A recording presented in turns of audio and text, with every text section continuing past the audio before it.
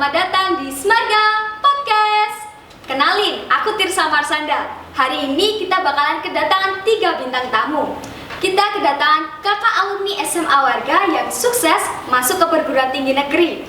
Yuk kita langsung kenalan aja dengan salah satu bintang tamu kita. Halo Kak. Halo Sobat Muda, perkenalkan nama aku Wahyuni. Ya Kak Wahyuni, apa kabar Kak? Luar biasa baik. Kalau boleh tahu nih, Kak Wahyuni ini lulusan tahun berapa sih? Aku lulusan SMA Warga tahun 2019. Wow, jadi Kak Wahyuni ini kurang lebih 2 tahun ya dan meninggalkan SMA Warga? Iya, bener kali Tirza. Kak Wahyuni, kalau aku boleh tahu nih, Kak Wahyuni ini jurusan apa dan kuliahnya di mana ya? Sekarang ini aku kuliah di Universitas Gadjah Mada, jurusan Biologi Murni. Wow, Universitas Gadjah Mada, keren banget sih Kak. Kak Wahyuni tahu nggak sih? Kalau teman-teman di SMA Warga ini juga banyak banget loh yang masuk ke universitas top Indonesia seperti kakak.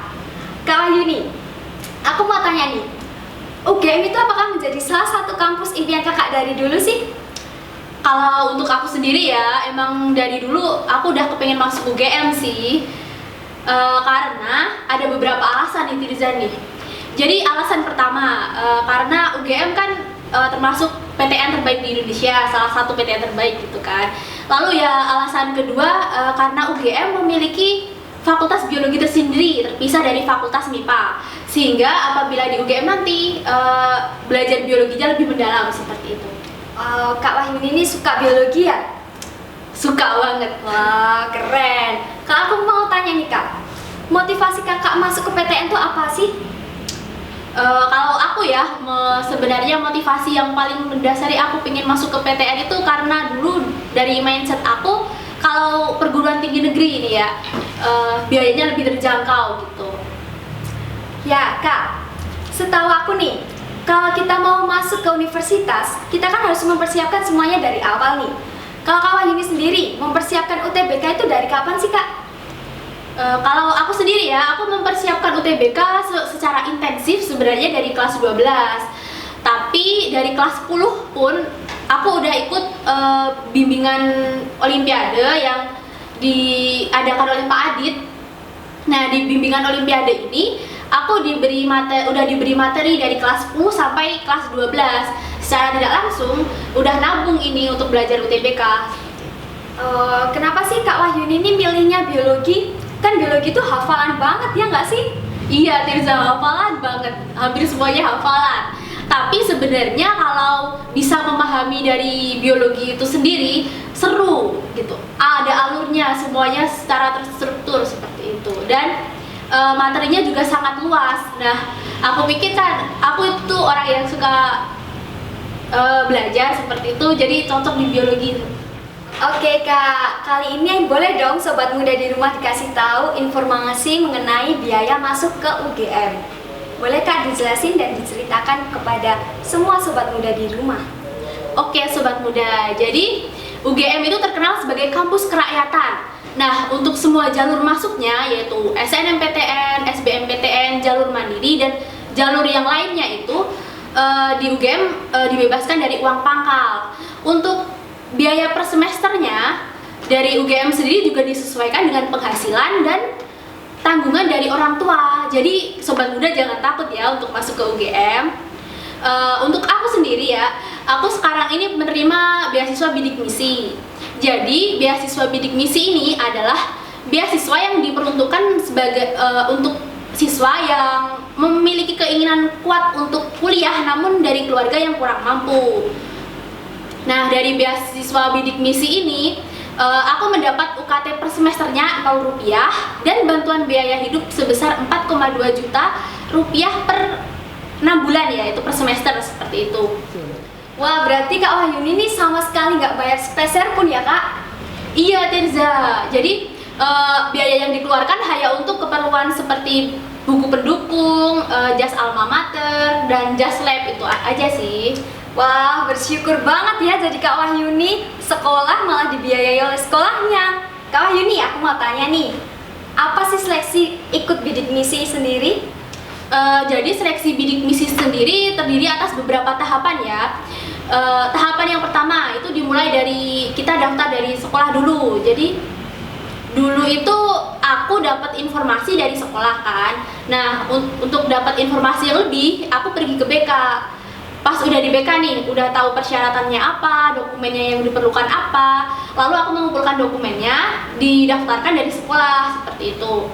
Pas udah ke daftar sebagai penerima bidik misi, lalu kita ikut UTBK kan, lolos UTBK di kampus yang kita inginkan. Nah, dari kampus nanti masih ada verifikasi data. Jadi kita akan disurvei gitu, jadi dari kampus ada petugas yang akan mensurvei ke rumah seperti itu. Apakah mahasiswa ini sesuai dengan persyaratan bidik misi?